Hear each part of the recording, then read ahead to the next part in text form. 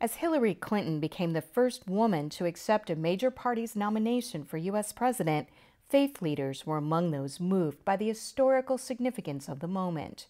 That this day has come is a tribute to all the women that went before us.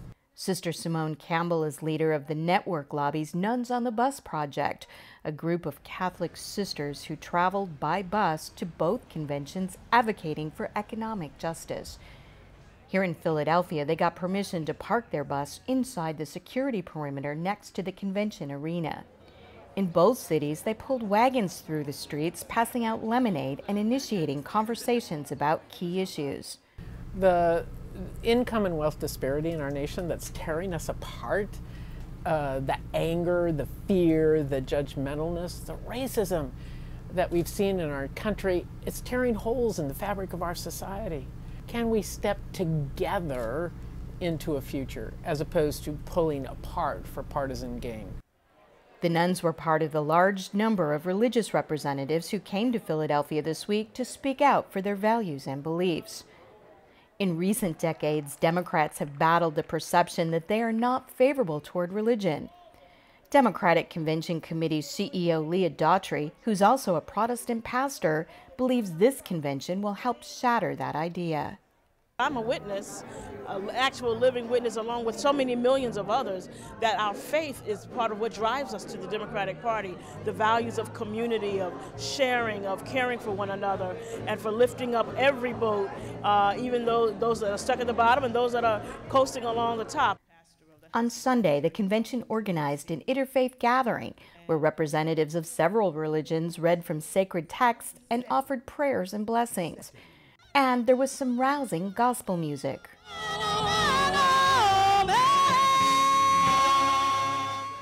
During the week, the Democratic Faith Council held special panel discussions about religion and politics. Reverend Derek Harkins of Union Theological Seminary in New York led faith outreach for the DNC in the last election. He says Democrats are continuing to do a better job connecting with their religious constituencies. There are particular relationships that we really do need to foster and care for in terms of with faith communities and faith leaders. And I think we're on the way, but I think there's definitely room for added emphasis. As is traditional for both parties, every session of the convention opened and closed with prayers from a diverse range of religious leaders. During his speech on Wednesday, vice presidential nominee Tim Kaine hit many spiritual themes and spoke extensively about the importance of his Roman Catholic faith and his missionary work in Central America. Many faith-based delegates were pleased by his addition to the ticket.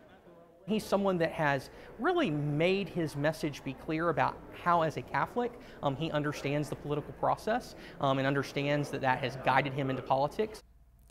Clinton is a lifelong United Methodist. In her acceptance speech Thursday, she quoted a well-known Methodist motto she often repeats: "Do all the good you can for all the people you can, in all the ways you can, for as long as ever you can." Many Democrats have been urging Clinton to talk more about her faith. Hillary Clinton is a great Methodist, and they don't talk about it. I mean, that's the irony of this. She really does live her faith, but her faith, even more than a Catholic, calls her to be quiet, reserved, but to be integrated in it. And I think we see it in her values, and that's what we've got to look at. One of Clinton's closest spiritual influences is senior advisor Bernd Strider, a Baptist. He shares what he calls a daily time of devotion and reflection with her. They focus on a passage from the Bible or a spiritual book. It can be daunting at times. Her questions are always deep, if she has one, but so are her insights. Strider says he sees Clinton's faith reflected in her care for others. He told me about one recent campaign stop where some veterans' families approached the candidate for help. She directed Strider to make a file and then kept following up. I'm trying to elect a president, and she has me doing casework. And that's the president that'll be sitting in the Oval Office. She has the capacity to work on the big pictures and see the personal needs. She lives her public life in the macro and the micro. Americans have long said they want a president with strong religious beliefs, but the numbers are dropping. In a new Pew survey, 62% of all Americans said it is important to them, but that's down from more than 70% in 2008. And among Democrats, just over half said it's important to them. People who describe themselves as having no particular religion make up one of the fastest growing Democratic voting blocs. In the last election, about 1 in 4 Obama voters was religiously unaffiliated. It can be tricky reaching out to those voters while not alienating religious blocs. Many here said the faith community cannot be taken for granted. Mobilization is key, critical, and crucial, and mobilization oftentimes happens incredibly well as it emanates out of faith communities. Certainly in the black church, oftentimes the nexus of a neighborhood, of a community. So mobilizing people to get to the polls so that they can exercise their franchise. We've got to make that a priority this time around. The stakes are just so high. While religious liberals praised the Progressive Party platform adopted here, some Democratic delegates expressed concern that other positions on social issues were not recognized. The group Democrats for Life is urging its party to be more inclusive of what it calls a whole life view that opposes both the death penalty and abortion. It's time for urban Christians, it's time for Christians in general to say, hold up, we're a part of this party too. You need to hear how we feel on this issue and really give us your ear. Other groups also feel some tension in the party. Former President Bill Clinton tried to reach out to Muslims in his speech, but ended up insulting some when he said, quote, "If you're a Muslim and you love America and freedom and you hate terror, we want you." Some Muslims felt that implied their love of America and opposition to terror should be questioned. First-time Florida delegate Ghazala Salam admits her party still has some work to do. They need to speak to us like we are Americans, like we are part of this. And I think sometimes politicians speak to what is the popular rhetoric or respond to the popular rhetoric, and that's not always the right thing to do.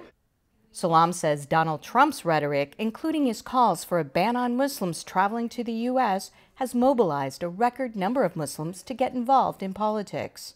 2016 is a wake-up call for the Muslim community who has been here for so long, to say we need to be more proactive so that next election cycle or the next major candidate that comes along does not use us, in the way that we're being used to create hate and fear. At an interfaith prayer breakfast, participants discussed how to challenge anti-Muslim rhetoric and to work for the common good. Throughout the campaign season, many religious groups have been raising alarms about the level of negative rhetoric by candidates and their supporters.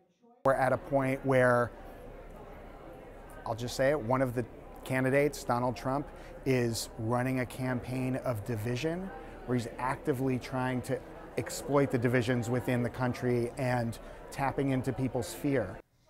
The group Christian Democrats of America has launched a new campaign called Christians Against Trump, Christians Against Hate. Hate is not a Christian value, and if you are a Christian, then your commitment should be about what did Jesus preach, and it was love, it was compassion, and it was love for everybody. It was a message of tolerance and of accepting people. The American Jewish Committee was one of several groups that held issue briefings at both conventions. The AJC's Jason Isaacson said he worries about the international impact of the current negative political atmosphere. It sends a terrible message to our own people and a terrible message around the world of what America stands for. We lead not just because of our military strength, but because of our moral example. Still, many religious leaders here urged Americans not to give up on hope. As long as we think the current reality is the given, we won't be able to move forward. So I'm encouraging people to stand up, be the leaders we're waiting for, and work for change. And whether Americans ultimately see the Clinton-Kaine ticket as an agent for positive change may help determine the outcome in November.